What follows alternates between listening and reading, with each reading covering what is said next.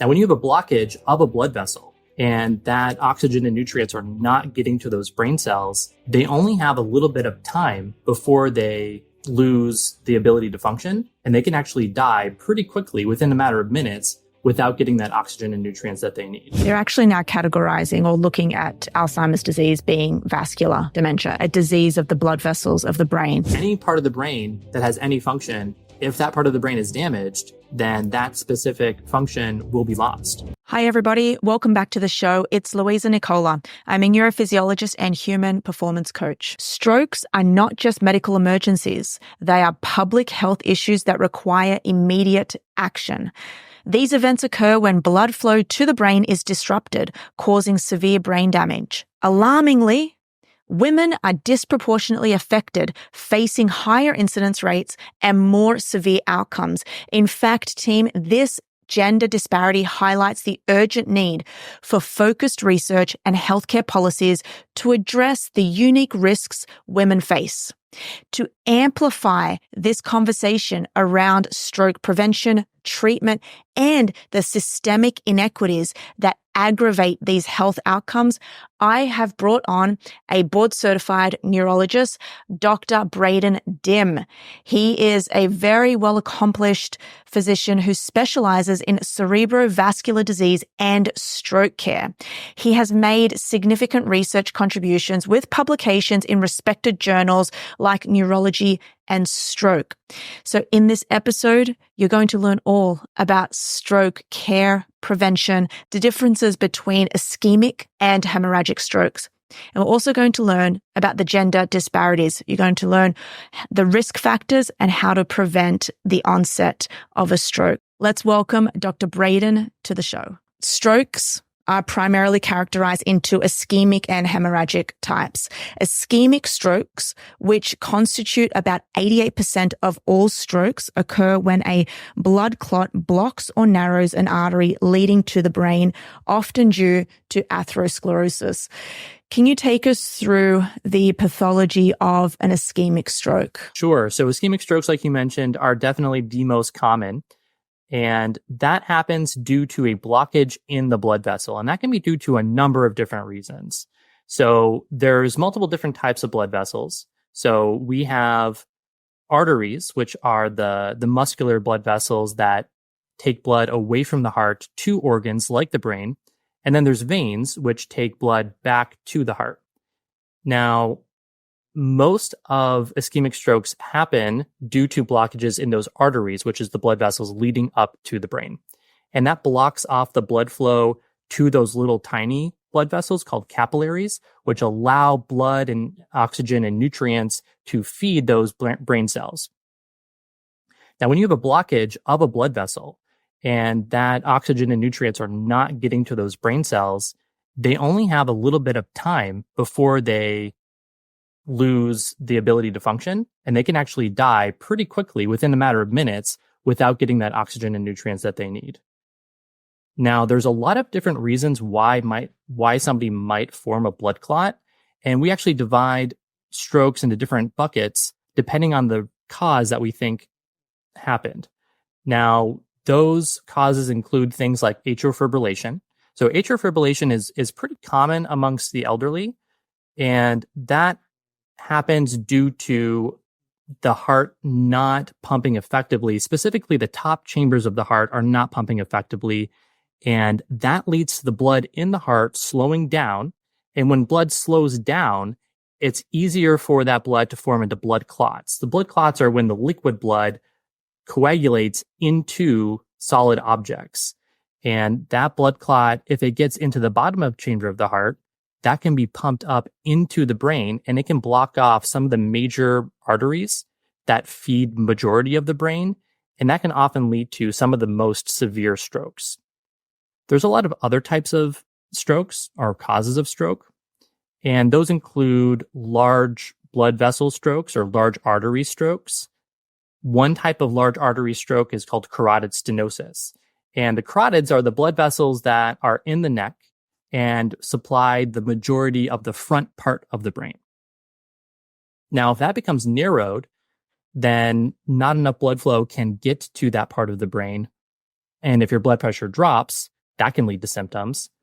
But probably the more common reason why carotid stenosis leads to a stroke is because that plaque buildup in the wall of the artery, some of that plaque can actually break off and lead to a blockage down the line, right? So blood flows from the artery in the neck into the brain. And if that gets blocked off, then that can lead to that cell death that we talked about.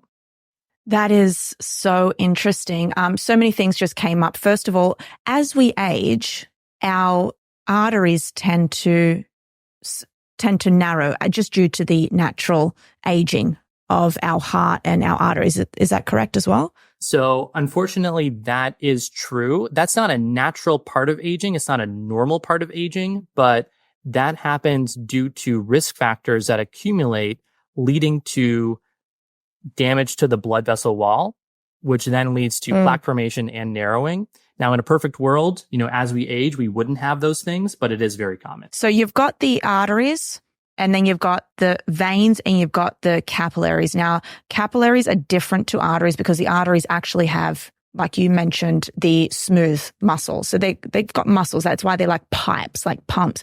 Whereas these little capillaries can die off during high blood pressure or hypertension, right? So that can happen as well. And that's actually a different type of stroke. So we call those small vessel strokes.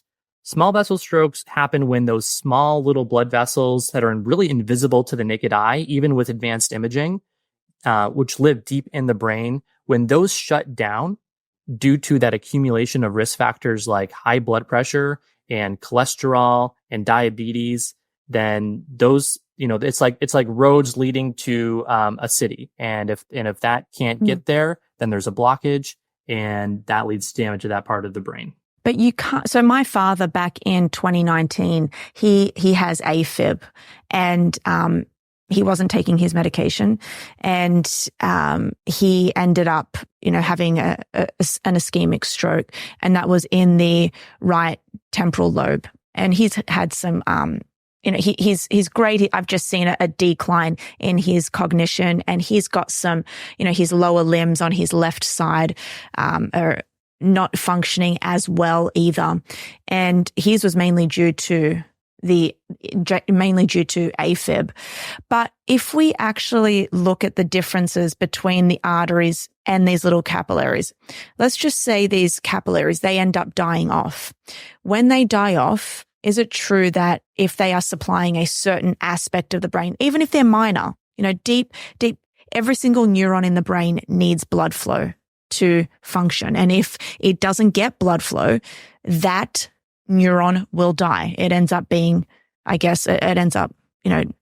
cell death, if you will.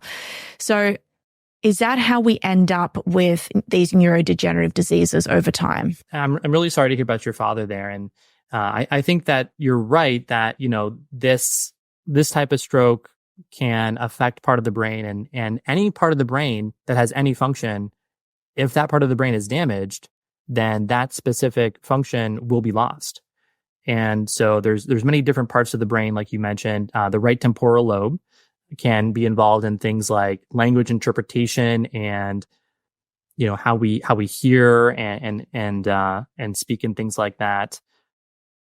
Now, you also mentioned about neurodegeneration. So when you have a stroke, multiple different things happen.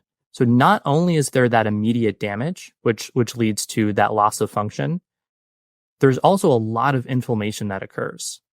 So that brings us into this topic of, what is neurodegeneration and what are the different types? So stroke can lead to two different types of neurodegeneration. It can lead to vascular dementia, which is when you slowly lose different parts of the brain, and each of those parts of the brain shut down and you lose that function. But that inflammation that can happen as a result of a stroke can also increase your risk for Alzheimer's dementia, which is the most common type of dementia. Now, these things can often overlap.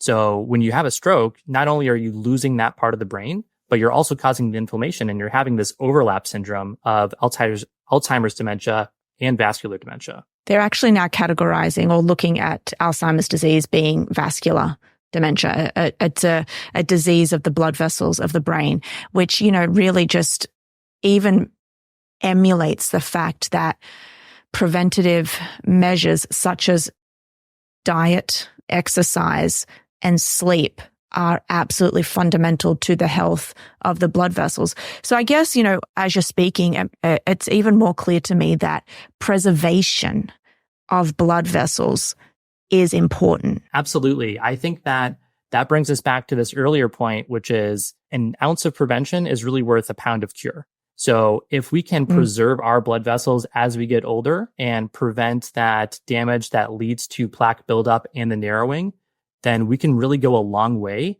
to preventing that disease that builds up in those blood vessels that can lead to strokes, that can lead to vascular dementia, and also to Alzheimer's dementia when there's that inflammation that happens. And there's a lot of different ways that you can do that. There's a lot of different ways that you can take action right now to prevent the risk of stroke, the risk of Alzheimer's dementia, decades into the future. And that really kind of comes down to focusing on what are those risk factors? What are your risk factors? The most common risk factor for a stroke is high blood pressure or hypertension. And a lot of people don't know what their blood pressure is. If they go to the doctor, they might hear, their vital signs being taken. They might hear a couple of numbers, but they don't really know what those mean. And they might not know, is that in the high range? Is that in the normal range? So, if I could do anything right now to spread awareness, it would be really kind of to get awareness of what is your blood pressure and trying to take ownership and control about that. So blood pressure, when you get it checked, try to pay attention to the top number and the bottom number. The top number is systolic blood pressure, which is when your heart pumps, and that's the strongest pressure that occurs when your heart is actually doing that pumping motion, leading to blood perfusing the rest of your body and your brain. And the bottom number is diastolic blood pressure. And that's when your heart is taking a little break. And so that blood pressure goes down as your heart takes a break from pumping.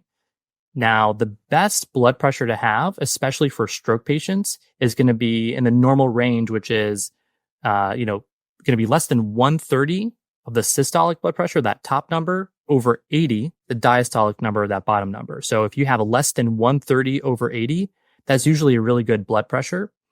But if you have a blood pressure above that, then you're starting to get into the territory of, you really should start thinking about how you can take actions to avoid letting that get higher or letting it stay high like that for a long time. Because high blood pressure really damages the blood vessels and it can lead to plaque formation, right? So it combines with the other big risk factor for stroke, which is high cholesterol. So if you have those cholesterol particles that are building up in the blood, then those will land in the blood vessels. And over time, that builds up and it becomes plaque and it can lead to that narrowing. It's not just about having high blood pressure, getting on an ACE inhibitor and just bringing it down. It really is about figuring out what is driving the high blood pressure and hypertension to begin with. And I know for a fact, after the numerous amounts of studies that I've read on exercise, that exercise can be one of the best interventions for lowering blood pressure, along with evidently diet and stress management. But exercise, I think, is one of the best ways that we can manage that blood pressure, bring it back down to baseline levels. Absolutely. I totally agree with that. The American Stroke Association recommends at least 30 to 45 minutes of exercise, aerobic exercise, at least 3 days a week. And, I often joke that if you want to have a positive study in medicine, a study that shows positive effects, just study the effects of exercise on health, any aspects of health, because exercise has been proven time and time again to be extremely important for your body in so many different ways and extremely important for your brain as well. Actually, can we just touch on that for a little bit now? Because that's my area of expertise. I just had a review article get printed in the Journal of Aging, and I specifically looked at the association of resistance training on dementia and Alzheimer's disease. And it turns out that there is a very, very strong correlation. You can definitely increase gray matter volume and really prevent yourself from getting mild cognitive impairment. But let's just look at it from a structural perspective and a blood vessel perspective. From what I've seen in the literature, it really does have to do with blood flow. And if we go back to what we said about the arteries having these, having muscles around them, the more times that you, I guess, contract and constrict the blood vessels, the stronger they become because they're like muscles. You know, you've got the concentric and eccentric phase of a muscle contraction. I mean, I guess it would be just the same as the blood vessels. So the more that you are able to pump that blood, I guess the better efficient the blood flows over time. And the way that we do that is via exercise. This episode is sponsored by ZocDoc. Guys, we know that there are things in life that you have to compromise on, such as time spent with family, convenience of a shorter commute, or personal preferences in daily routines. But when it comes to your mental and physical health, there should be no compromise. ZocDoc is a free app and website where you can search and compare hundreds of types of high-rated in-network doctors, including mental health providers, and instantly book appointments with them online. In fact, I see my chiropractor now every 2 weeks. I was always sketchy on chiropractors. If you know me, you should know this. When I found him on ZocDoc, I went through the reviews. It was so simple and so easy for me to book him in. I booked it in, and now I've been seeing him for the health of my spine, which is the health of my brain and my mindset. I now see him every 2 weeks. So you can find any provider, mental health provider, physical health provider, who offer in-person appointments, virtual visits, or both, whatever works for you. And the best thing about this app is the typical wait time to see a mental health provider is just 4 days. That's it. You can even score same-day appointments. So if you are in need of a provider, go to ZocDoc.com/neuro, download the app. It's completely free, and book a top-rated therapist, psychiatrist, or psychologist today. That is ZocDoc.com/neuro. Yeah, that sounds about right. I'm not as much of an expert in the pathophysiology of, a sedentary lifestyle, but, and how that would affect your blood vessels. But what we do know is that, exercise, while, exercise itself can lead to a transient increase of blood pressure while you're using your body, over time, it can lead to a lower blood pressure while you're resting. Not exercising allows your body to be in a state of high blood pressure all the time. And if you give your body that exercise to say, hey, here's what I would need higher blood pressure for, and you allow your body to relax after that, it better understands what it's like to have a healthy blood pressure. So exercise is definitely one of the best things, guys, that we can be doing to preserve our blood vessels over time, and obviously to help combat any form of hypertension, or just, bring that blood pressure back down to baseline. I want to talk to you about what actually occurs during, when you have a stroke, because I know that there is something called the golden hour. Yeah, absolutely. Now we're getting into, the territory of stroke that I do on a near daily basis, which is, acute stroke care. Now, stroke can happen very suddenly. If you start to have a stroke, and that's when, that blood clot blocks off part of that brain, you will notice that within a minute or two, because those neurons, those brain cells will stop functioning, and you will notice that. Now, brain cells can, so blood vessels give a lot of blood to different areas of the brain. And when you have a blood clot, it doesn't immediately shut the entire blood vessel down, and leading to the immediate death of that part of the brain. Oftentimes what happens is that there's a partial blockage. And that means that there's a little avenue for blood to squeeze by the blood clot and give just enough blood flow to a part of the brain to allow it to hang on for a little bit of time. Not enough people know that, first of all, how to recognize a stroke. And this is a good opportunity for me to share the American Stroke Association, mnemonic called Be Fast. So recognizing a stroke is usually when something happens to one side of your body or the other. But we use the mnemonic of Be Fast. Be Fast stands for B, which is balance. So if you suddenly lose your balance, you suddenly become very dizzy, and you can't figure out another reason why that must have occurred.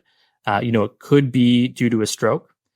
E stands for eyes. So you can actually have a stroke in your eye itself or in the back of your brain, in that occipital cortex that processes vision. So if one eye goes out completely and you can't see out of that eye, or one half of your visual field goes out, that could be a stroke. Then there's F for face. So if one half of your face becomes droopy, that could be due to a stroke. Arm. So we often, ask patients to test, can you hold up both arms in the air for 10 seconds? And if you can't, if you have that drift there, that could be due to a stroke. S stands for speech. So you can either have garbled speech due to slurred speech, or you can have the inability to talk because that part of the brain that commands language, that's been damaged by a stroke. And then finally, T in the Be Fast, it stands for time. And like you mentioned, there's this golden hour. There's partial blockage where some part of the blood is getting to that part of the brain that's screaming out for help. And if you can get to the hospital within 4.5 hours, sometimes, there's a little bit longer than that, but usually it's within 4.5 hours, then we can offer a clot busting medication to try to open up that blockage and try to rescue the part of the brain that, might be slowly dying because it's not getting enough blood flow.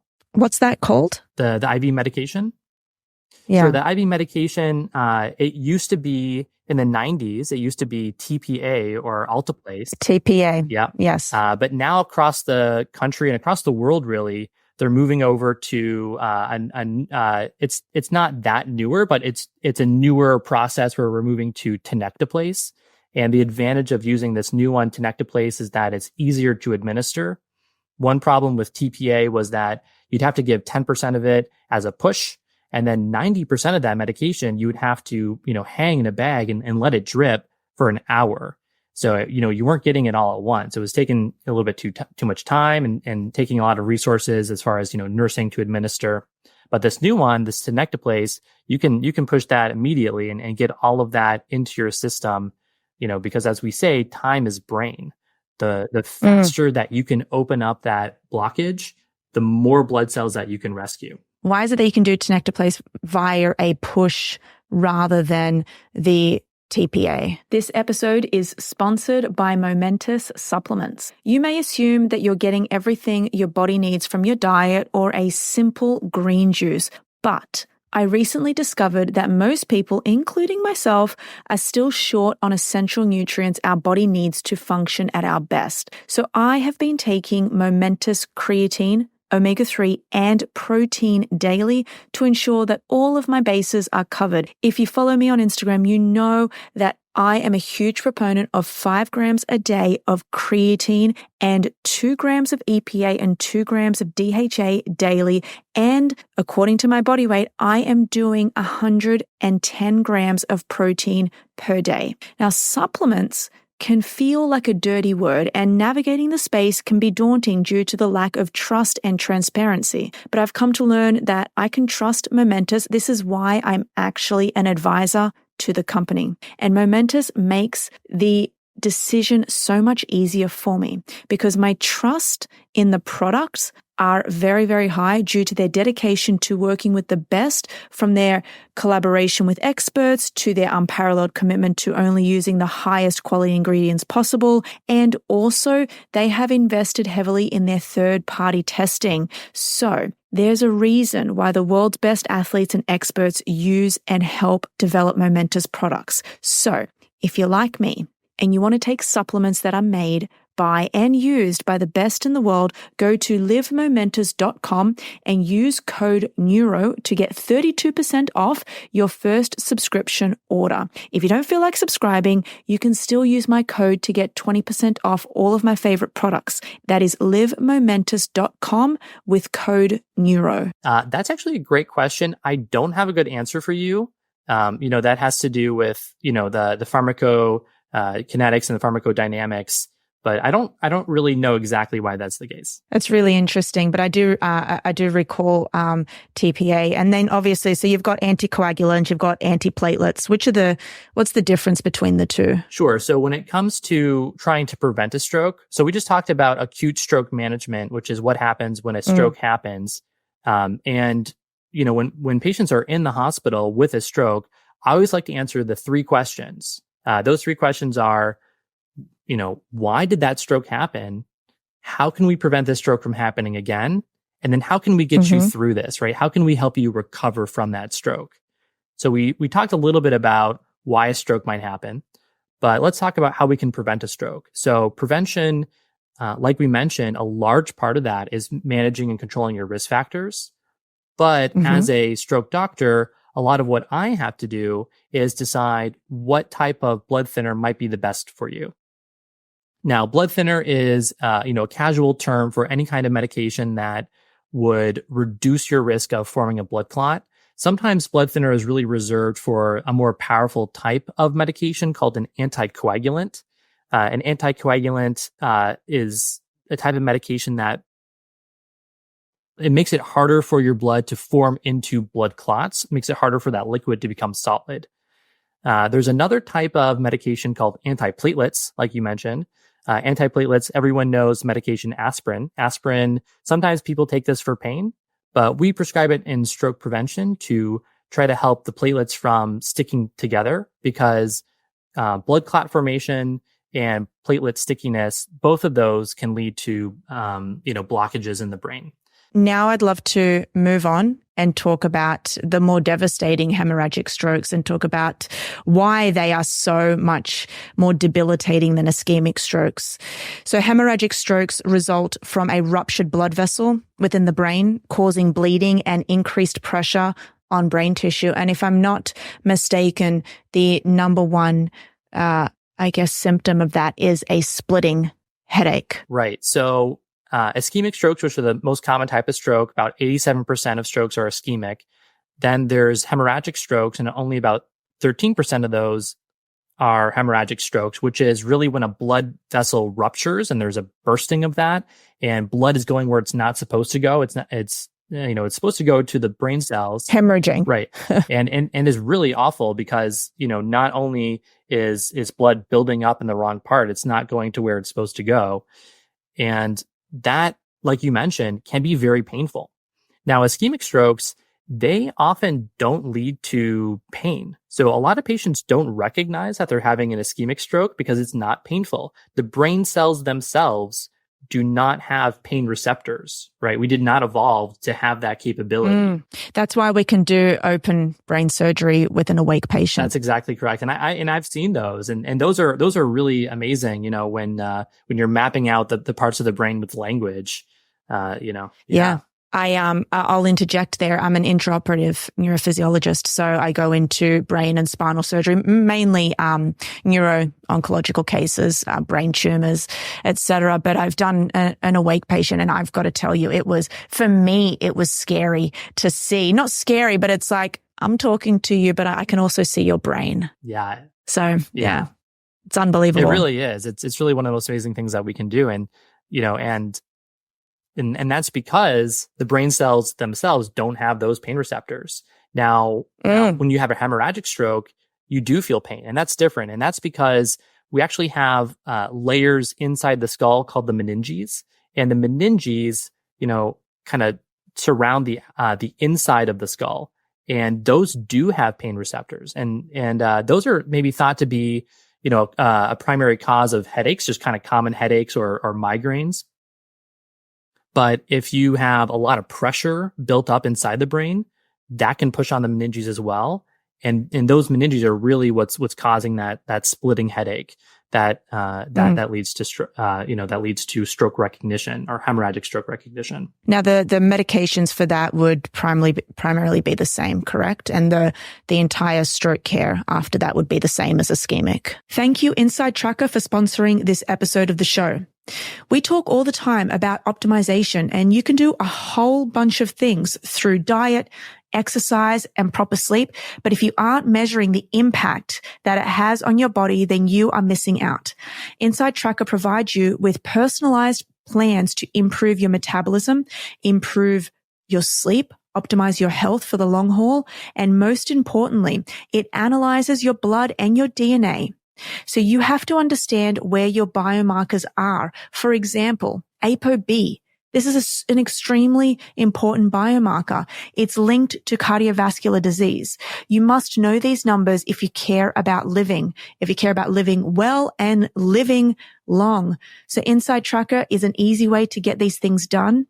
And they also offer tools for professionals. I know that I have a lot of professionals listening to this. I know I've got a lot of coaches listening to this. Inside Tracker Pro is a no-cost platform that allows your clients to share their Inside Tracker analysis with you so that you can tailor their health protocols and training based on their results. Just go to insidetracker.com/Louisa. You can get 20% off the entire Inside Tracker store. Just use code Louisa20 at checkout. So it's actually really different. So ischemic stroke, like I mentioned, can be treated in that golden hour with clot busting medications. But hemorrhagic stroke, up until recently, it was thought to be not quite as the ability to do something in that golden hour. Recently, we have more evidence to suggest that if you can lower that blood pressure as soon as possible, then that leads to better outcomes. And so we've really kind of, we've had a code stroke for a long time, and code stroke has existed because we have therapies that can be given in that golden hour to bust up the clot and return the blood flow. But what we found with hemorrhagic stroke is that if we can lower that blood pressure within that golden hour, then you are reducing the amount of blood that's accumulating in the part of the brain where it bursted. And you're preventing, the compression of the surrounding structures. And so one thing that you would want to avoid is you would actually want to avoid giving the clotbuster medication for hemorrhagic stroke. You'd want to avoid things like, the anticoagulants and the antiplatelets, because those can thin the blood out and make you less likely to form clots, which, blood clots exist because they are your body's natural mechanism to repair damage. If there's been a split in the blood vessel, there's got to be some way where, that split closes back up. Otherwise you'll bleed, forever until you lose that blood. So, we want to allow the body to take that natural course and repair that blood vessel damage which had occurred in the brain due to that hemorrhagic stroke. So it's actually quite the opposite of how you would manage an ischemic stroke. Why is it that women are disproportionately more affected than men when it comes to strokes? Sure. So, there's been a lot of discussion, especially in the literature, about disparities in stroke and stroke care. And part of that has to do with, the gender differences. There's a disproportionate amount of women who can get ischemic strokes for a couple of different reasons. I think that reason number one is that, women tend to live longer, and strokes tend to affect those who are older. So, so just kind of by the numbers, women would get a, disproportionate amount of strokes. But in addition to that, the strokes that women get might actually be worse. They might actually have more severe or more disabling strokes. And that's probably due to the fact that women might have more atrial fibrillation, or that AFib that I talked about, which, allows bigger blood clots to form in the upper chambers of the heart. And when the body pushes that and blocks the large arteries, then that can cause more severe disability. So for both of those reasons, women can have more strokes and more disabling strokes. It's very hard to actually pick up on atrial fibrillation, correct? I mean, you can't just go in and do an EKG and pick up on it. So you can find atrial fibrillation in a few different forms. So some people have permanent atrial fibrillation. And in that case, then any EKG or electrocardiogram that you would do where you measure the rhythm of the heart, that would find atrial fibrillation. Basically, when you look at the EKG, you're looking for that small beat that is the top chamber of the heart, and then the large beat, which is the bottom chamber of the heart. In AFib, you're just going to find, a flat background, and there's no small beat. There's no P wave, which is what we call it on the EKG. But you'll still find that in the large beat, or the QRS complex, which is, when the bottom chambers of the hearts are pumping, and that that has a big electrical impact when you look at the leads on the chest. Now, there are other types of AFib which are definitely harder to detect. There's persistent atrial fibrillation, and then there's paroxysmal atrial fibrillation. And those tend to come and go. So if you do an EKG, when somebody's not in the midst of an AFib episode, then it'll look normal. You'll see the top chamber of the heart beating, you'll see that P wave, and you'll see that QRS complex, and it'll look like a normal EKG or a sinus rhythm. But, if they go home, they could be in atrial fibrillation while at home, but when they came to the hospital to get that EKG done, then we just missed it. Now, there's a lot of ways to actually try to detect atrial fibrillation that you could not find with that EKG. So when you're in the hospital, we ask all of our stroke patients to wear telemetry leads. So telemetry leads are when you do those, the EKG leads on the chest, and instead of measuring that and printing it out on a piece of paper like you would for a typical EKG, you can monitor it remotely, and you can monitor it 24/7. As long as you're wearing that on your chest, there's a central monitoring unit where you can check, the rhythm of the heart constantly. But when we found that, when patients go home, then that's an area that we have not been able to detect AFib up until recently. But we do have new technology where we can have extended cardiac monitoring to, where patients can wear something on their chest to measure that heart rhythm for a long period of time and see that, in a 30-day period, were you in atrial fibrillation activity or an episode of that for half an hour? Well, if you were, then we know that hey, that's a major risk factor for stroke, and we can do something about that. In addition, we there's these Apple Watches where they promote that they can detect AFib activity, and so that's a pretty new technology where patients can take this into their own hands and buy a consumer device to see if they have AFib, at any given moment of the day. Yeah, I think one of the best inventions that we can come up with, which I know doesn't exist yet, is how you've got the continuous glucose monitor. Wouldn't it just be incredible to have a continuous blood pressure monitor, for example? That would lead to a lot of studies to examine what is your blood pressure doing when you're sleeping, what is your blood pressure doing when you're exercising, right? So that would be super interesting. And I wish we had that sort of information. In the hospital, we actually do have that sort of technology, but it's an invasive technology. So when patients are in the, intensive care unit, when they're having a lot of nursing support and they're really sick, you can get an arterial line. So you can actually place a line into somebody's blood vessel, into that artery, and you can measure that blood pressure in the artery itself constantly. So you can monitor it continuously. But aside from that invasive procedure, there's the blood pressure cuff. And so when you go to the doctor's office, that's how you get your blood pressure measured, which is, they'll inflate a cuff, and then as it deflates, it looks for what your blood pressure is at given moments of that deflation period. Now, that is kind of our gold standard of how to measure blood pressure without that invasive procedure. But I would love for a technology to exist, that didn't require, something, like a needle going into your arm, for sure. Well, look, Braydon, what it seems like you're saying in all of this is prevention is better than cure.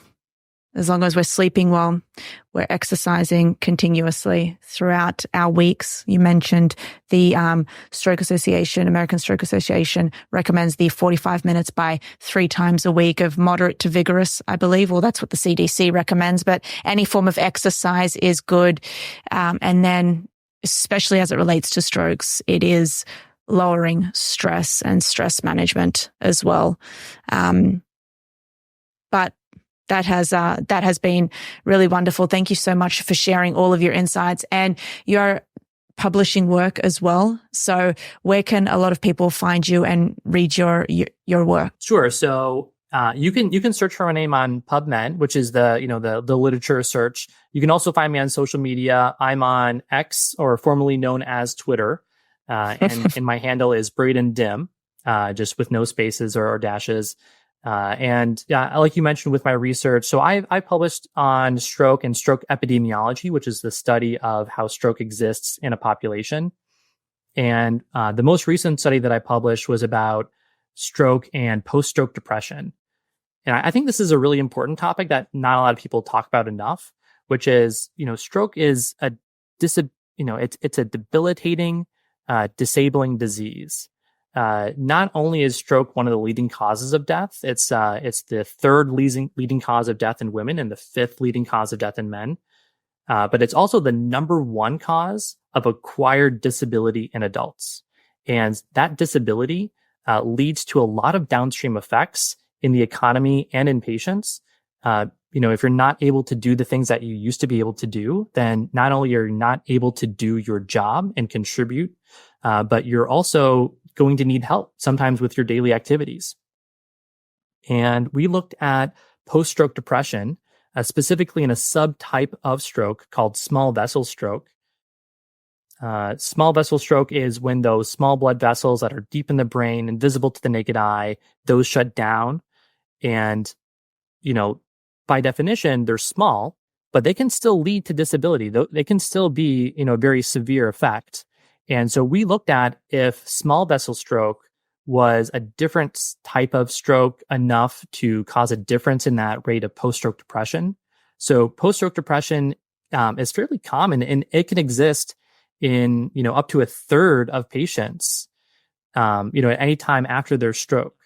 And we found that to be similar in the population of small vessel stroke. So even though it's a small stroke, it can still have disability, and you can still have just as much risk of depression.